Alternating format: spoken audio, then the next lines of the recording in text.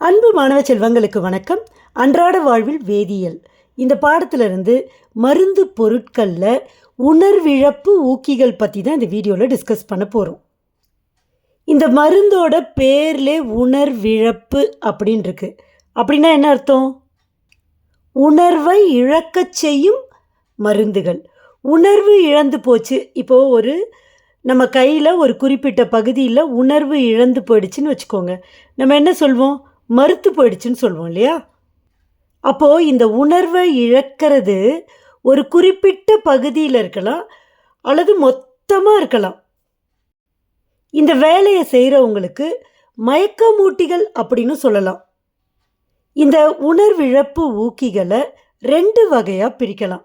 ஒன்று மறப்பு மருந்துகள், இன்னொன்று பொது உணர்விழப்பு ஊக்கிகள். 2த்தையும் ஒப்பிட்டு நம்ம புரிஞ்சுக்கலாம்.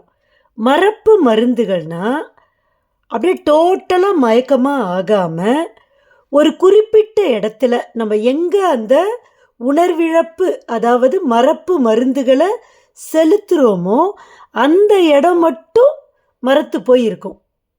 டோட்டல் பாடியே உணர்விழந்து போகாது.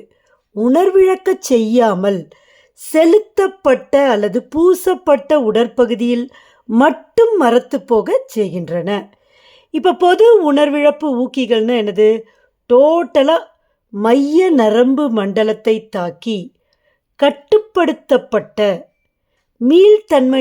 மீள்தன்மையுடையனா மயக்க மருந்து செலுத்துகிறப்ப மயக்கமாயிடுவோம், உணர்வை இழந்துருவோம்.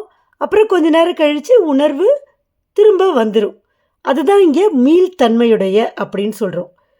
ஸோ கட்டுப்படுத்தப்பட்ட மீள்தன்மையுடைய உணர்விழப்பை உண்டாக்குகின்றன.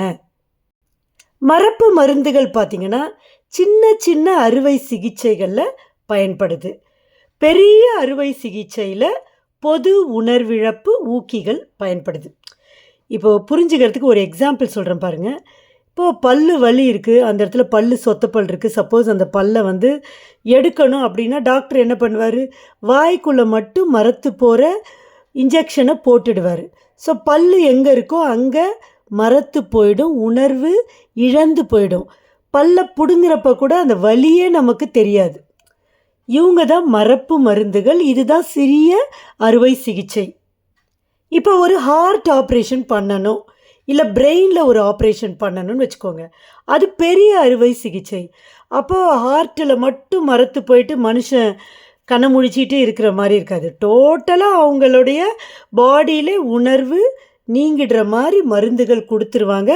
அதுக்கப்புறம் ஆப்ரேஷன்லாம் முடிஞ்ச பிறகு தான் அவங்க சுயநினைவுக்கே வருவாங்க.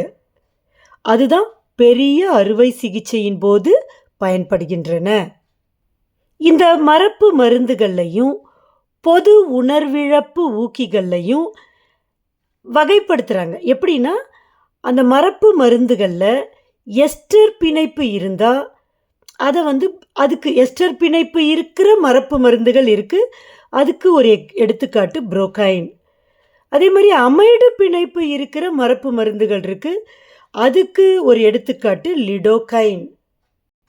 இந்த பொது உணர்விழப்பு ஊக்கிகளில் சிரை வழியில் செலுத்தலாம். அதுக்கு ஒரு எடுத்துக்காட்டு ப்ரோஃபோஃபால். சுவாச வழியில், ரைட்டா, அதில் எடுத்துக்கலாம். அதுக்கு எடுத்துக்காட்டு ஐசோஃப்ளூரேன். ஸோ இதுதான் இந்த உணர்விழப்பு ஊக்கிகள் பற்றின விவரங்கள்.